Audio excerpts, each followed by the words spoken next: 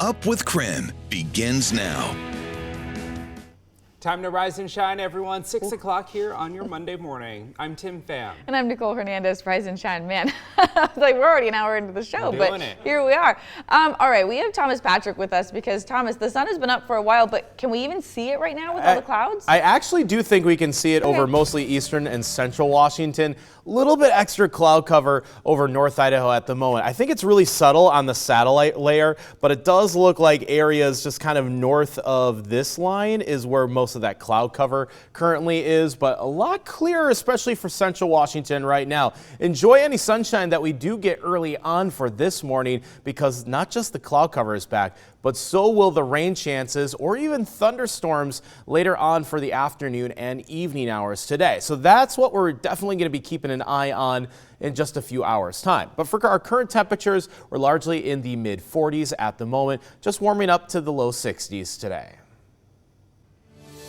Quick look at I-90 and Freya this morning. Not many cars on the road quite yet. It's still just 6:01 on this Monday morning. So if you're headed out the door, just know we're not seeing any major traffic backups or crashes that we need to warn you of. We'll of course keep you updated every 30 minutes if that changes here on Up with KREM. A quick heads up though to drivers in Spokane, construction season is well underway at this point. Oh, it is. KREM 2's Brandon T. Jones live for us with a traffic alert. Brandon, several road projects begin this week. What do we need to know? Good morning. Yeah, good morning, Tim, Nicole. Well, two of those projects will begin this morning. One of those right here on Grand Boulevard, just as you make your way down to the hospital. So a little bit south of Manitou Park. That's going to begin today, and what you need to know is that 13th Avenue, it'll be closed down between Grand and Division. I've got a couple of other details I want to run by you here really quick. Again, 13th Ave will be closed between Grand and Division. South Grand Boulevard at 13th will have lane reductions at the intersection, and city officials say drivers will experience slowdowns traveling north and south. This project includes pedestrian improvements and pedestrian rapid flashing lights on 13th at Grand, just south of Manitou. So work is expected to be done by next Tuesday, the 20th. The next project starting today is Sunset Boulevard between Cannon Street and Government Way. City of Spokane says crews will be working on a grind and overlay project. Lane reductions, flaggers, and slowdowns driving east and west are what you need to be prepared for. Drivers are encouraged to take alternate routes such as I-90 or West Riverside Avenue. Anticipated completion for this project is May 27th. And now the last project you need to know about begins tomorrow. That'll be Cedar Street at 12th Avenue. It'll be another traffic calming project and an emphasis on pedestrian safety. Work includes a pedestrian refuge island with a flashing beacon. There will be closures on Cedar to northbound traffic at 12th, and then lane reductions and slowdowns expected. 12th Avenue will be closed between Adams and Walnut. Again, with any of this road work, and especially as that road work begins to pick up, give yourself some time to get out the doors because you could be facing some slowdowns, and then also just give those crews out there on the roads the necessary space they need to work. For now, reporting live here in Spokane, Brandon T. Jones, KREM 2 News. 6:04, an update this morning. Since rolling out the highway speed cameras on I-90 and I-5, WashDOT says they have tracked nearly 50 drivers going more than 100 miles per hour in just 1 month. We first shared the information about these new cameras with you back in early April. Since the program started, WashDOT has sent more than 6,000 safety messages to drivers, encouraging them to slow down. When we spoke to WashDOT about the placement of the camera near I-90 and Liberty Lake, they say they were hoping to see a drop in speeding in the area. A Spokane man was arrested in Spokane County over the weekend. He reportedly impersonated an officer and tried pulling over another car. A driver called WSP. They said an unmarked Ford Crown Victoria with lights on its dashboard was trying to make a traffic stop on Chumstick Highway near Leavenworth. Authorities found the car, pulled it over. They found it about 5 miles outside of Quincy. Officers took 62-year-old Ronald Cohen, who is from Spokane, into custody. They charged him with second-degree criminal impersonation and booked him into the Chelan County Jail. Today, President Donald Trump says he will sign a new executive order to slash prescription drug prices. Under the plan, Americans would pay what other countries pay, 30 to 80% less than current cost. It could be a game changer for millions struggling to afford their medications. A similar plan was blocked by the courts and rescinded by Joe Biden.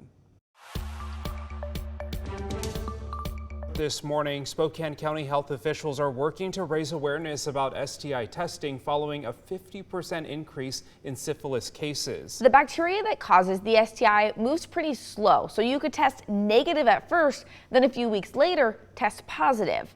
Some common symptoms of syphilis are sores on the body, fever, sore throat, and if untreated, it could cause loss of vision and hearing, paralysis in the legs, early dementia, and heart issues. A mom also can pass syphilis to a baby in utero if she has it.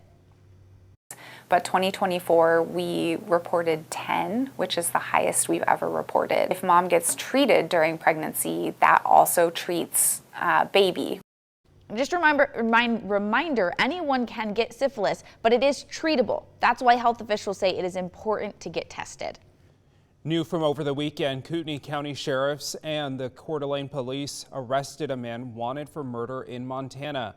Authorities took 35-year-old Cody Rencurl into custody in connection with the death of a woman on Wednesday in Havre, Montana. Police say the suspect had the victim's car in Coeur d'Alene, and during the arrest, the search of the suspect's property, they may have found more evidence of other violent crimes. Rencurl is being held at the Kootenai County Detention Center on murder charges. We're learning more about a man accused of stealing a car and trying to flee police in Liberty Lake on Friday. Officers responded to a report of a stolen car near East Appleway Avenue and East Hawkstone Loop. This is near the Brett's RV off of I-90. The car was later found about a mile down the road. When officers tried to perform a traffic stop, the driver, Dylan Fott, sped off. Officers then found the stolen car near the state line, but were unable to stop the driver. Eventually, officers were able to stop Fott in the Gateway Park area, but then he started running at that point. Officers eventually caught and arrested him. Police say they are still investigating.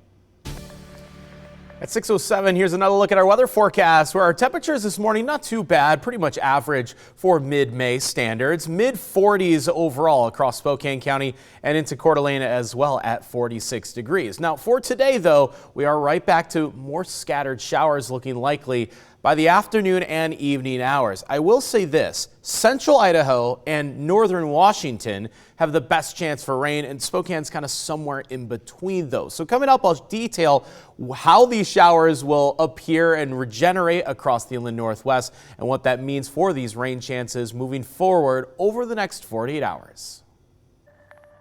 A recall alert this morning. The FDA and CDC say they are investigating whether dozens of recalled Fresh and Ready items are linked to a listeria outbreak in California and Nevada.